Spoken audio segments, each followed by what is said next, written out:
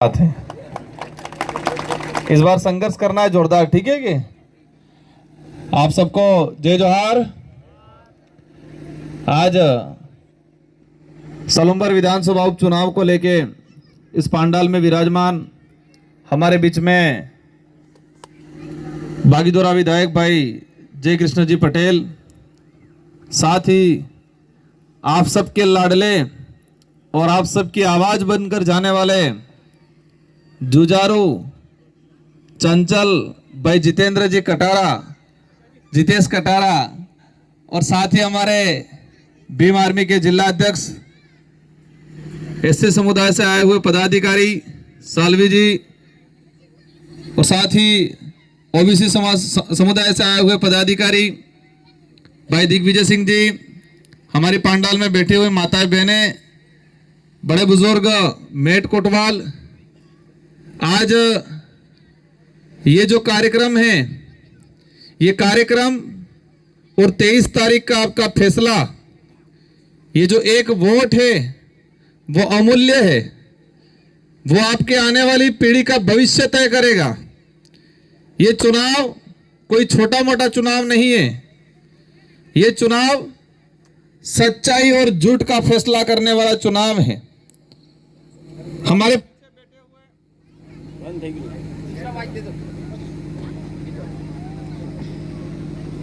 पीछे कहीं मिस्टेक हुआ लगता है।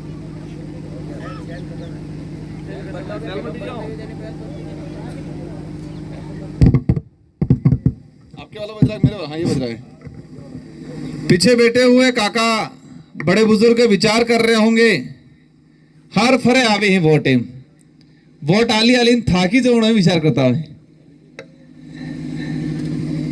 देश आजाद हुआ 1947 के अंदर और इस देश का संविधान लागू हुआ 1950 में। हमें विचार करना पड़ेगा ये वोट क्यों डालना पड़ रहा है और इस वोट डालने का अधिकार क्यों मिला, कैसे मिला। अगर उनकी चलती और आज भी जैसे भाजपा काम कर रही है, अगर उनकी चल जाए तो ये हमसे वोट देने का अधिकार भी छीन ले ये लोग। ये देश आजाद कराने में हजारों लाखों लोगों ने अपना त्याग बलिदान दिया, कई लोगों ने अपनी जान गंवाई। मुगलों से, राजा रजवाड़ों से, अंग्रेजों से इस देश का आम का व्यक्ति, गरीब परिवार का बेटा लड़ाई लड़ा था। जब ये देश आजाद हुआ उस समय कल्पना की थी, जो तात्कालीन जो लोग थे उन्होंने विचार किया था अब देश आजाद हो गया, अंग्रेज भाग गए, लूटने वाले चले गए, लेकिन उनको यह नहीं पता था कि इस देश के अंदर बीजेपी और कांग्रेस के रूप में लूटने वाले पैदा होंगे। ये नहीं सोचा था इन लोगों ने। उस समय कल्पना की थी कि इस देश की आवाम जो शांति से, सुख से, चैन से, हर सुविधाओं से युक्त होकर इस देश में स्वतंत्र रूप से जिएगी, ये कल्पना की थी। अपने बाप दादा कहता कि आजादी पहले काला कानून तू, काला कानून में क्यों था तू? जो मुखिया होता हो सेनापति को आदेश करता कि ये दिन नहीं ये रात है, और सेनापति फिर कहता भले दाड़ो वे तो सारी सेना ने हो के तो ये दिन नहीं ये रात है, तो सारी सेना यस सब ये दिन नहीं ये रात है। आज भी सलूम्बर विधानसभा में और 84 विधानसभा में और राजस्थान के पूरे इलाके में यही चल रहा है। भजनलाल जी कह रहे हैं ये दिन नहीं ये रात है, और सारे ये अधिकारी कह रहे हैं यस सर ये दिन नहीं रात है, और ये अधिकारी पुलिस वालों को कह रहे हैं ये दिन नहीं ये रात है, तो पुलिस वाले भी दौड़ रहे हैं और हमारे लोगों को परेशान कर रहे हैं। हमारे बीच में दिग्विजय सिंह जी बैठे हुए हैं, हमारे पास जिला अध्यक्ष, उनको परेशान किया जा रहा है, मुकदमे ठोके जा रहे हैं झूठे झूठे। मेरी भी हिस्ट्री निकाली जा रही है, माइनस पॉइंट कोई मिल नहीं रहा है, कोई मिला भी नहीं। उसको राजकुमार गाड़ी में फरेम कहीं राजकुमारी मकान बनाव जो बंगलो बनाव जो यार विधायक हो, विधायक ने तनका आवे तो वो साइकिल में तो थोड़ा फरूंगा। एक मामूली सा चतुश्रेणी कर्मचारी, एक सरपंच अपना मकान और गाड़ी लाता है तो क्या विधायक नहीं लाएगा? 2 बार विधायक बनाओ, सांसद हूं और मार गिरवाड़ी नौकरी करे। बीजेपी वालों के पास कोई मुद्दा नहीं है, हो कहीं राजकुमार गाड़ी में फरे, काली गाड़ी में फरे एम के मो काली गाड़ी एटले लावजो કે દોડા બાજુમાં ફરીને દોડી ગાડી લઈને કાળા કામો કરતા હતા. મેં કીધું કાળી ગાડી લાવીને આપણે દોડો કામો કરવા એમ વિચાર કીધો हमने. इन लोगों के पास कोई मुद्दा नहीं है, एक ही कह रहे हैं अपने खिलाफ, विकास रुक जाएगा. हम कहीं हो कहीं विकास रुक जाएगा. भाई दादा सलुम्बर में आपने 10-15 साल राज किया, लेकिन आज भी सलुम्बर के हमारे ग्रामीण इलाकों में इन पहाड़ों में बच्चों को स्कूल जाने का रास्ता नहीं है. आज भी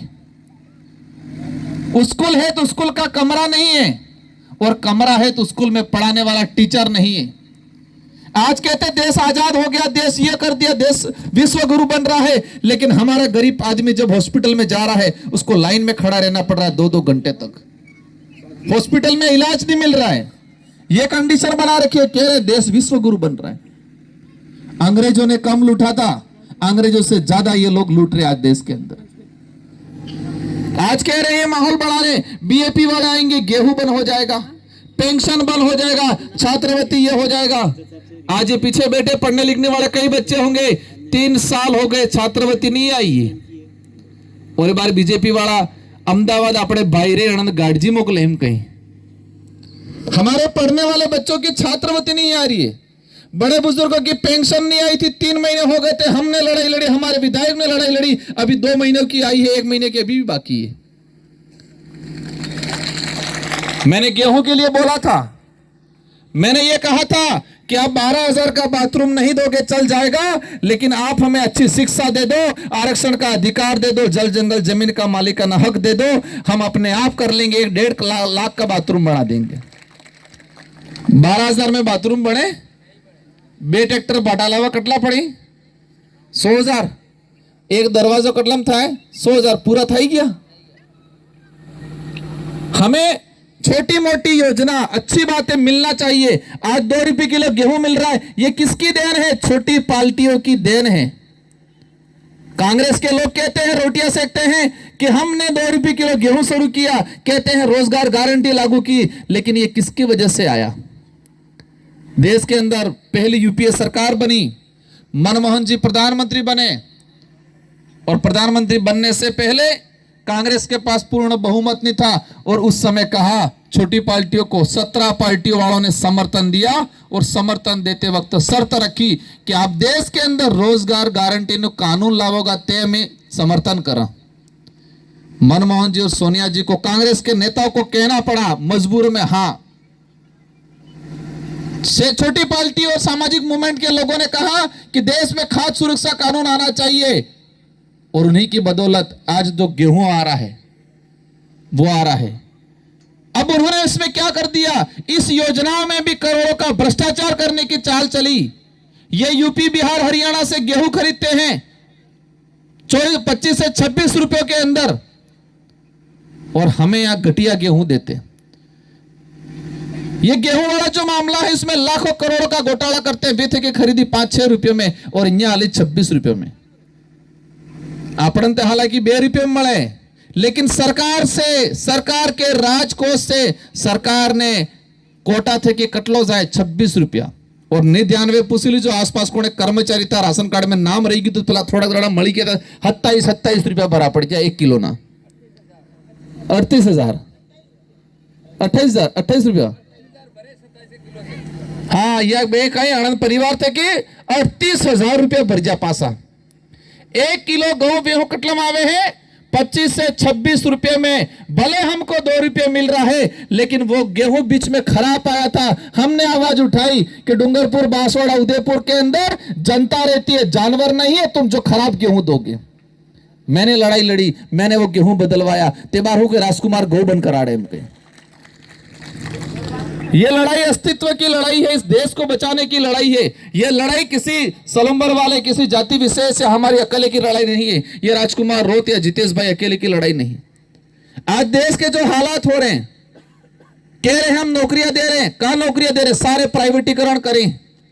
स्कूलों के अंदर विद्या संबल के तहत, कॉलेजों में विद्या संबल के तहत कॉलेजों की हालत खराब कर दी है.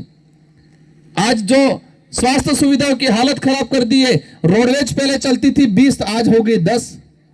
पहले रोडवेज में दर्शाने था, बार दर्शाने थी नहीं थाते. ये कंडीशन बिठा रखी और कह रहे हैं देश को ग्रोथ पे ले जाएंगे। समय काफी हो चुका, बातें बहुत सारी हैं।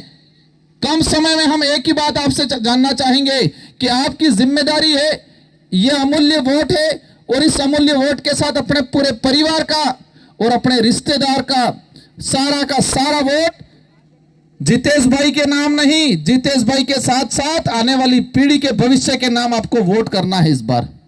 और कांग्रेस बीजेपी वाला लागू जुझे, अभी मैं देख रहा था बीजेपी वाले क्या कर रहे हैं, भी कांग्रेस थे कि टक्कर एम कहीं सलोम्बर में किने थे कि टक्कर एम पूछी या कांग्रेस थे कि टक्कर एम कहीं, और कांग्रेस वाला हो लगी सलोम्बर में किसी से टक्कर नहीं है, सिर्फ बीजेपी से टक्कर एम कहीं। हमले लियो या बेजड़ा मरे ना अपन टक्कर करवाने कोशिश करें हैं, सब मरेला ही या। पिछली बार भी सलोम्बर में यही हुआ था। आम जनता को, बेचारे बड़े बुजुर्गों को यह गुमराह किया कि ये नए नए छोरे हैं, आनंद कई थावानो नहीं है, 10-15 हजार में निपटी जवा नहीं, तमी वोट वगाड़ो न की એટલે कांग्रेस में आल दीजो एम के तापेल के फरे। ये बार फेरे में कहीं कांग्रेस तो कहीं टक्कर में ही नहीं है और बीजेपी भी अब कहीं टक्कर में नहीं है, लेकिन बड़ी बहुमत से सलोम्बर की सीट जितनी है तो सरकार को भी पता चले कि हमने आदिवासी समुदाय के साथ, इस क्षेत्र में रहने वाले सभी वर्गों के साथ अन्याय किया, युवाओं के साथ अन्याय कर रहे हैं। इसलिए ये लोग एक मुश्त, एक साथ, एक तरफा जितेश भाई को जिता के भेजा है, ये एहसास होना चाहिए। हमारी माताएं, बहनें, बेटी, आपने शांता देवी जी जैन होकर हैं जैन, वो भी अपने माता तुल्य हैं, अपन भी उनका सम्मान करते हैं, लेकिन वहां जाके तो हमारे स्कूलों की डिमांड रखनी है, वहां जाके तो हमारे सड़कों की डिमांड रखनी है, वहां जाके हमारे जल जंगल जमीन की डिमांड रखनी है, और वहां जाके तो हमारे जावर माइन चल रही है, उसमें हमारे यहाँ का बच्चों को नौकरी मिलनी चाहिए, ये लड़ाई लड़नी है। ये शांता देवी जी लड़ी सकेंगा? एक पहले फिर देवी ही कही रेशमा देवी जी लड़ी सकेंगे? आनंद क्या हुआ, गैर शांति थे कि बेवानो समय है तमन गैर बेवड़ावा ने जितेश भाई ने मोकला जयपुर। ई क्या हुआ अपने प्रचार में एक उस काम के हुए कि तुम्हारे उम्र था कि शांति थे कि गैर बेवो है और जितेश भाई ने मोकलवा है जयपुर।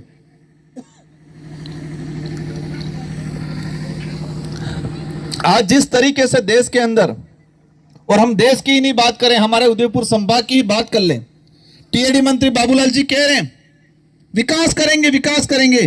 3 से 4 बार विधायक रहे, भी मंत्री हैं। इनके विधानसभा क्षेत्र के अंदर गरीब बच्चों को बेचा जा रहा है, बोली लग रही है, बोली बोकड़ान बोली लागे हम। हमारी बहन बेटियों का सौदा होता है गुजरात में, उनकी विधानसभा में। 14-15 साल के बच्चे को स्कूल क्या है, स्कूल हो के वही नहीं खबर है, किताब ने सोपड़ी हूं यही नहीं खबर है। ऐसी हालत खराब कर दी झाड़ोल फलाशिया में, और अब ज्योति उठा के जल पड़े हैं कि मैं विकास करूंगा। भाई आपके विधानसभा में क्या किया, यह समझने की बात है। यह लड़ाई, यह मुहिम इसलिए तैयार हुई है कि कांग्रेस बीजेपी ने हमारे साथ अन्याय किया, भेदभाव किया, इस इलाके के विकास को रोकने का काम किया, और हमारे यहाँ एजुकेशन सिस्टम खत्म कर दिया, और हमारे पढ़े लिखे आदमी आज गुजरात बीएड करके गुजरात मजदूरी करने के लिए जाने के लिए मजबूर हो रहे। अभी जानकारी मिली है, और ये वीडियो गुजरात वाले भाइयों तक भी जाना चाहिए कि गुजरात में एक मजदूर करने वाला व्यक्ति कहीं दिन नीचे पड़ी जाए, कहीं दिन हादसो थाई जाए, कांग्रेस बीजेपी वाला कोने नहीं जाए, उस समय भारत आदिवासी पार्टी का कार्यकर्ता खड़ा रहता है। वहां उस इलाके में जाते हैं, गुजरात के अंदर कोई भी हादसा होता है तो हमारे विधायक खड़े रहते हैं, हम खड़े रहते हैं। और इतिहास में पहली बार गुजरात में प्रवासी मजदूरों के लिए भारत आदिवासी पार्टी ने वो ऑफिस खोली है, न कि कांग्रेस बीजेपी ने। ये बार हम जो गार्जी करी गुजरात मोकले लीवा बल्ले, लेकिन कोरोना काल आया। कोरोना काल में हमारी बहन बेटियां, हमारे भाई गुजरात से पैदल चलते चलते आए, 400 किलोमीटर पैदल चले। मैंने जाके देखा रतनपुर बॉर्डर पे, जब मैं विधायक था मैंने गाड़ियां लगाई 4-5, मेरे आंसू टपक गए थे जब हमारी बहन बेटियां मुड़का माते थेलोन काक में सुरुल ने हिंडती हिंडती आती थी। तारीख की गया था बीजेपी कांग्रेस वाला, कोणाम फेई गया था कि कोरोना थाई जाए करीन के नकल जाता है या कोरोना डिजाइन करी ने कोणाम फेई गया था। जब कोरोना आया तब हमारे बहन बेटियां, हमारे भाई पैदल चल चल के आए, और आज वोट लेने तो गाड़ियां भेज रहे हैं। मैसेज सलवी કે પેલી ડબલ પેલી કઈ ગાડી કઈ ડબલ વાળી સ્લીપર મોકલા એમ કઈ હુતા હુતા આવજો એમ કઈ આણંદ કહી દીધું ગાડજી મોકલે તો હુતા આવજો ને મસ્તી કરતા આવજો લેકિન અહીંયા આવીને રગડો કાઢી નાખવો હોય કોંગ્રેસ બીજેપી વાળાને એમ કેવું હોય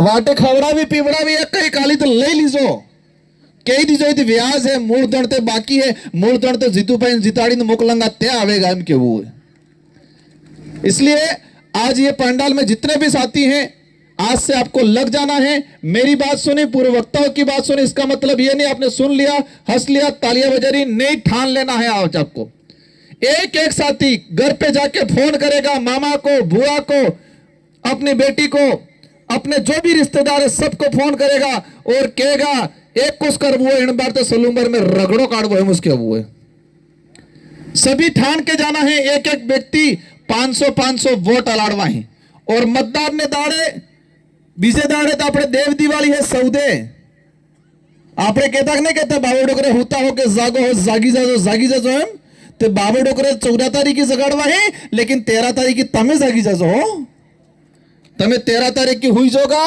तो आबा वाली पीढ़ी नो नुकसान थाएगा इसलिए 13 तारीख के तो अपने जागो है 14 तारीख की बाबू डोकरा जगाड़वा है इन्हीं शब्दों के साथ आप सबको धन्यवाद आभार जय जोहार।